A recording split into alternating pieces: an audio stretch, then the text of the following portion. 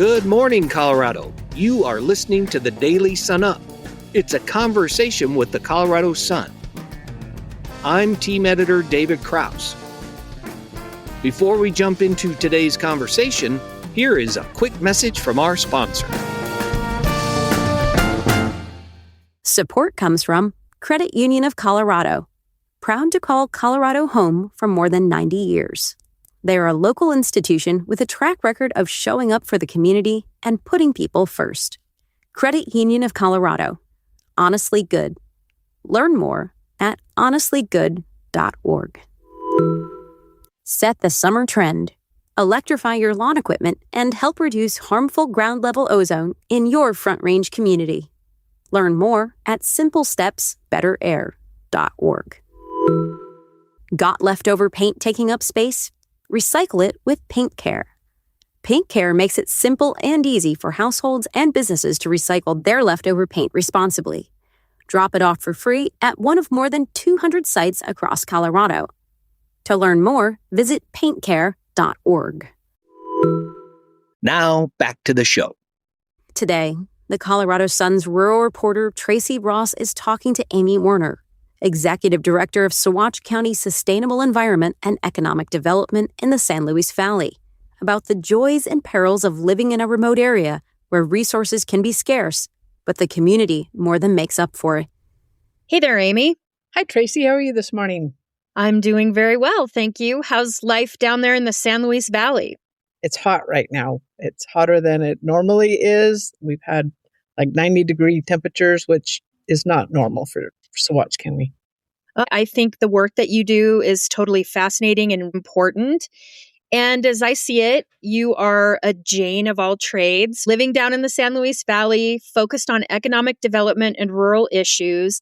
How did you arrive down there and stay? And can you describe what it is that you do? That's a lot right there. So yes, I do a lot of things. I wear a lot of hats in the San Luis Valley. A lot of people do here. But there's not enough people to do all the work, which is part of the problem in trying to drive economic stability and improvement. I found my way to Saguache County in 2010, and then in 2023 really started this work of first with tourism. I worked for the Tourism Council for Saguache County, and through that I expanded my work into economic development for Succeed. I am the executive director for Saguache County Sustainable Environment and Economic Development. We're a nonprofit focused primarily on Saguache County, although we certainly interact with organizations across the valley. All right. And can you kind of paint the picture for listeners of what Saguache County is, kind of what it looks like, what the economic, situation is down there, kind of who lives there? Because I think a lot of people don't really know. Yeah, I talk to people all the time, even in Colorado, that when I tell them Saguache and how it's spelled, they've never heard of it. The San Luis Valley is really still it's frontier, which is a technical term. I mean, we are right in the border between rural and frontier. We have in Saguache County 2 people per square mile.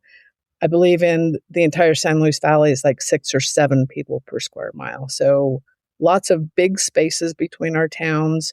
Originally, this is the distance that wagons could travel in a day, and that's how towns were established. And so we have basically a valley the size of Rhode Island with this very small population, and yet it is full of just amazing natural resources, and it's beautiful. We're an agricultural area. We grow a lot of potatoes, but also wheat and quinoa, lettuce. We have warm, sunny days and cool nights. Although, as we talked about with the weather, our climate is changing here, and that is really driving some economic challenges, agricultural changes in the crops that are growing here. The water is a tremendous concern. We have a double layer aquifer, and it's being depleted so much faster than there's any hope of replenishing it. So I think there's some big challenges on the horizon there. What is it like down in your area in terms of addressing some of those challenges? I think that we face a lot of the same challenges that rural communities across the state, across the country face. Housing is a tremendous problem, and in my mind, housing is really foundational to everything else. If you don't have affordable housing, you can't attract people, you can't attract businesses, you can't attract just where do workers live, where do entrepreneurs live. So I'm involved in a lot of housing conversations. We have a problem with how do we retain our youth. There's a lot of conversations right now about trade schools and how to give our young people AI-proof skills that can allow them to make good money and stay here. And that overlaps into housing, because if you have talented trade workers, then you have the ability to, revitalize old buildings and old homes for housing. Talking about environmental changes, solar is obviously a really interesting conversation right now. We have this big flat valley with ground that's relatively affordable compared to other places. Lots of sunshine, lots of opportunity for solar developers to come in and participate in like utility scale solar. But that is a very extractionary process. And so one of the things that is happening is Succeed and the county want to make sure that there's some community benefits in place so that the producers basically leave something behind for the communities. So that's a big part of our conversation right now. We also like food access. We're an agricultural valley. We produce all of this food, and yet there are food deserts. There are people who are literally buying their food at Dollar General and driving an hour for more significant grocery opportunities. So food access, very closely tied to that is transportation. You and I met through a transportation grant that was withdrawn by the federal government last year to really study the transportation needs here. It's become even more dire with Mountain Valley Transit suspending operations in the San Luis Valley, with the exception of one route. So people don't have public transit here. So unless you have a reliable vehicle, the economic impacts of that are really significant. So I'm going to ask you what is going to sound like a really naive question, but I feel like a lot of people have this question. If there are those challenges, they're monumental. I mean, if you can't get healthy food, obviously that is like the most important thing. If housing is so scarce, if transportation is what it is, I mean, I know the answer to fixing those things is keeping people there. But if it's so extremely difficult for people, why do they stay? I don't think that that's a naive question at all. And it's one of the things that I struggle with. If I was more concerned with income, I wouldn't be living here, and yet I can't imagine living anywhere else. This place is full of such great people and community and natural resources. I really feel like the San Luis Valley is what most of America is looking for. It's just a very special place full of really remarkable people. And in all of the work that I do, all the different hats that I wear, outside organizations come here and they're like, wow, there is something really special going on here. And there is. People understand that we have very unique challenges, and living here is not for everybody, but it is unlike any place I've ever lived before. And the challenges are ongoing. I'm not going to solve them in my lifetime, but with the people that I work with, we'll continue to chip away at them. And if we can just work to improve and be sustainable and make little improvements. The visual that comes to mind for the work that I do is that I've got a line of big rocks in front of me that have to be moved forward, and I run to one side and I push it forward a little bit.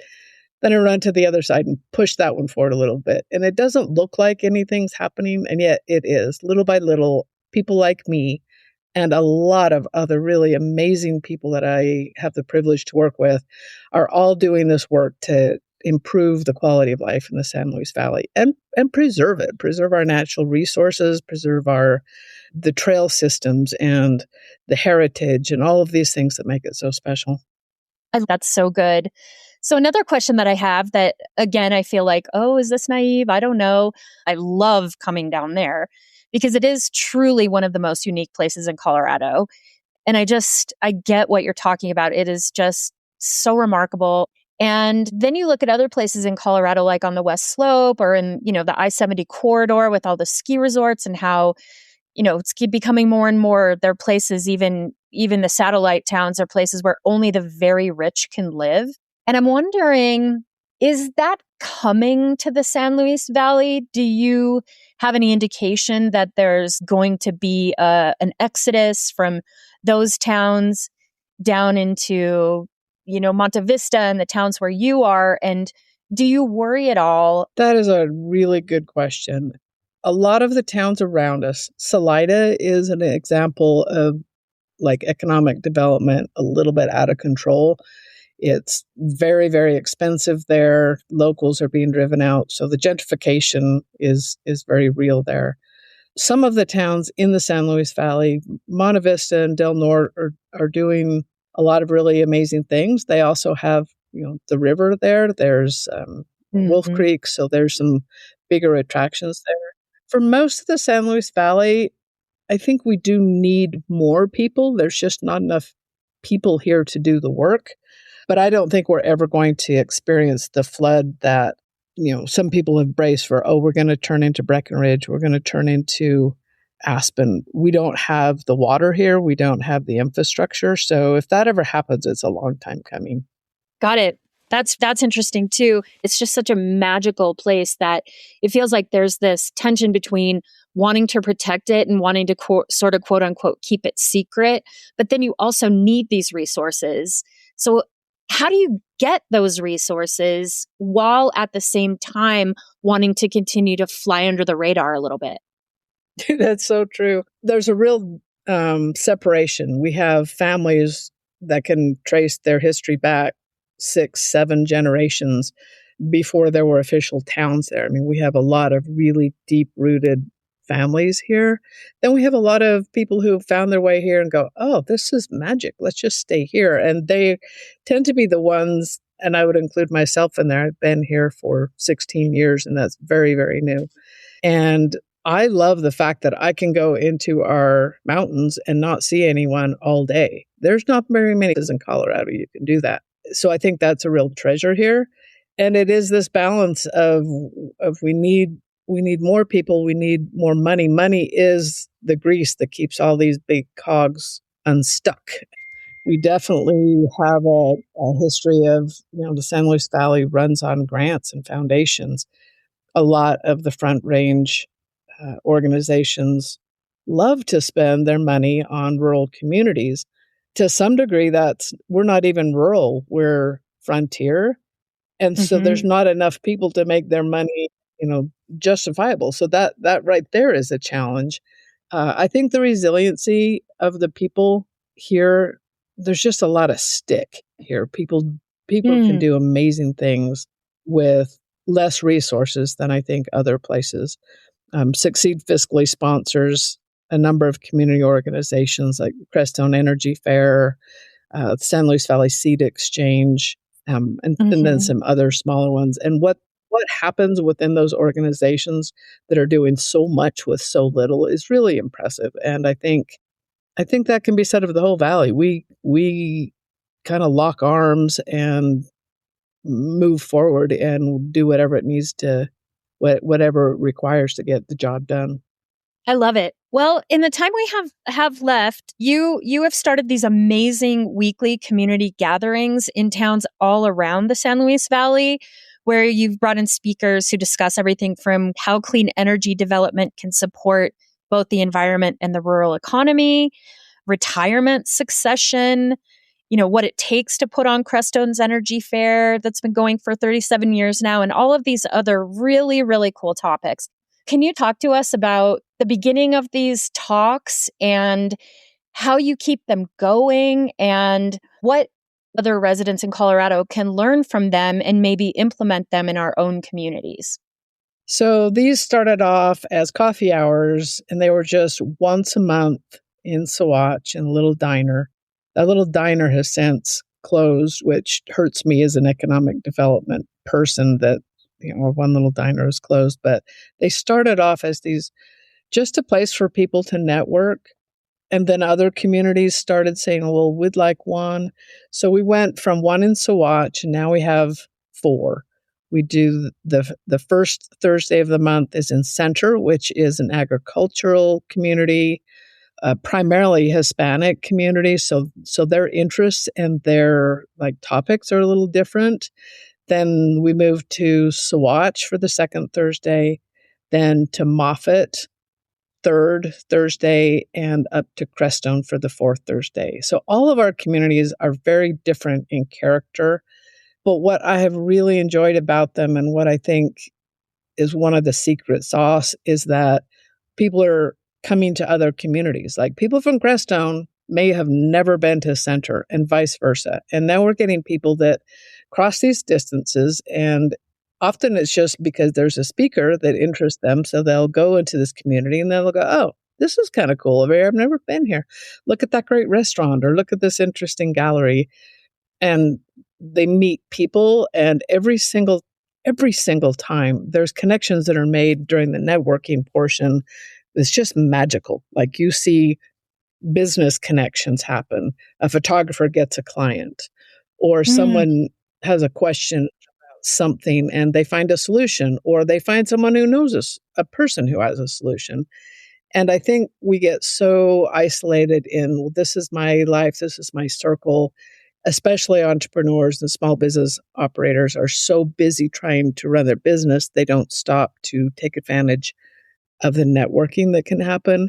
In a lot of communities, chambers serve this function. In Saguache County right now, it's Succeed that's serving this.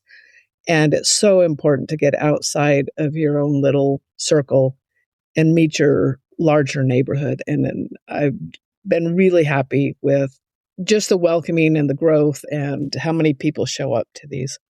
Well, that's great.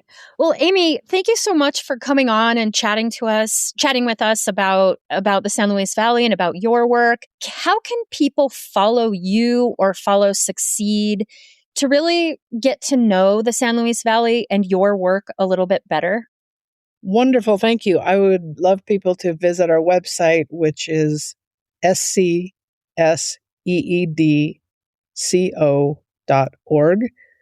Again, it's Saguache County Sustainable Environment and Economic Development. And follow us there. My email is on there, executive director at succeedco.org. And I'd love to connect with people who have questions or ideas to improve quality of life in the San Luis Valley. Thanks for listening. And finally, here are a few stories that you should know about today. Gunnison County Sheriff Adam Murdy says he will stop working with federal agents who are deporting residents as part of a national crackdown by U.S. Immigration and Customs Enforcement. Murdy's announcement at a public meeting Tuesday marked one of the first public statements by a Colorado sheriff to end cooperation with federal immigration agents. The Colorado River near Palisade briefly dipped to its lowest point in at least 10 years Wednesday morning, as officials struggle to balance water deliveries and demands with shrinking rivers and streams. The river's flow dropped to 42.9 cubic feet per second, roughly equivalent to flows of creeks and streams. A cloud seeding company claims it added 2 billion gallons of water in Utah, raising hopes for a new technology even as some experts voice doubts. Communities in the struggling Colorado River Basin looking for ways to shore up water supplies after decades of drought are turning to new forms of cloud seeding to stimulate rain and snowfall. To read these stories and much more, visit our website, coloradosun.com. As an award-winning nonprofit news outlet, we take our mission of credible, independent journalism seriously, and you can check out our trust indicators at coloradosun.com/ethics. Our music is by the Denver-based Matt Skellinger Group. A link to their music is in our show notes. And a special thanks to Swallow Hill Music. I'm David Krause. See you next time.